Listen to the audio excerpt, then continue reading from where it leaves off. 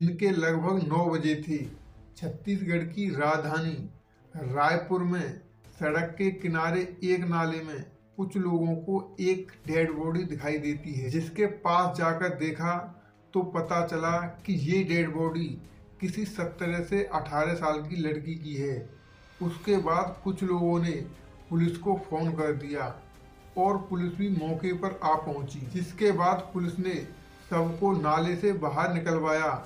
उस समय उस लड़की ने आसमानी कलर के कपड़े पहने थे। शरीर पर चोट के निशान देखकर यही लग रहा था कि ये मामला रेप एंड मर्डर का हो सकता है।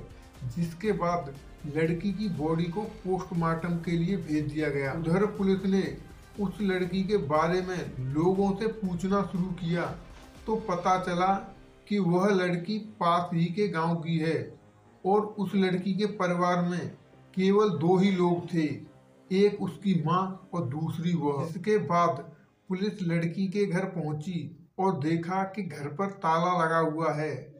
तो पुलिस ने पड़ोसियों से उसकी माँ के बारे में पूछा, पर उन्हें कुछ नहीं पता था कि आखिर उसकी माँ कहाँ है या कहाँ गई है। इसके बाद पुलिस के पास एकमात्र रास्ता था उस घर का दरवाजा तोड़ना।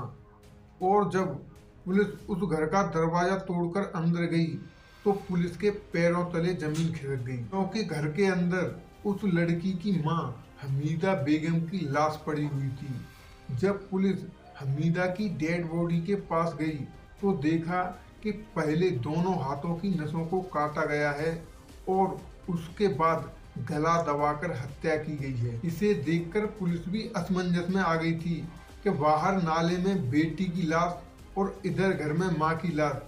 इसे देखकर पुलिस को यही लग रहा था कि इन दोनों का कातिल एक हो सकता है। और ये खबर उस इलाके में आग की तरह फैल गई, जिसने लोगों को अंदर से झकझोर दिया था। सबसे ज्यादा आश्चर्य तो तब हुआ कि जब पोस्टमार्टम रिपोर्ट आई, क्योंकि पोस्टमार्टम रिपोर्ट में साफ साफ दिख रहा था कि पहले लड़की की गला दबाकर हत्या और उसके बाद उसके साथ रेप किया गया है। इसके बाद पुलिस उस कातिल को ढूंढने में लग गई, पर कई दिनों की मेहनत के बाद भी पुलिस वालों के हाथ कुछ नहीं लगा।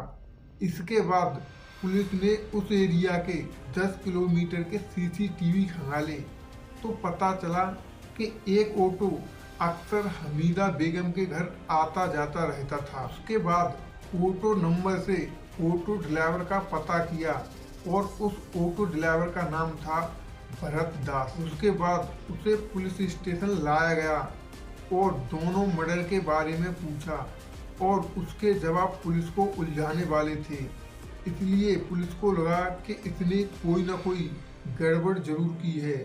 इसलिए पुलिस ने उससे अपने अंदाज में पूछताछ की और इसके बाद उसने कुछ ही मिनटों में सब कुछ उगल दिया। दरअसल भरत और हमीदा के बीच अवैध संबंध थे और हमीदा एक बेटी की मां थी, इसलिए वह भरत से शादी करना चाहती थी।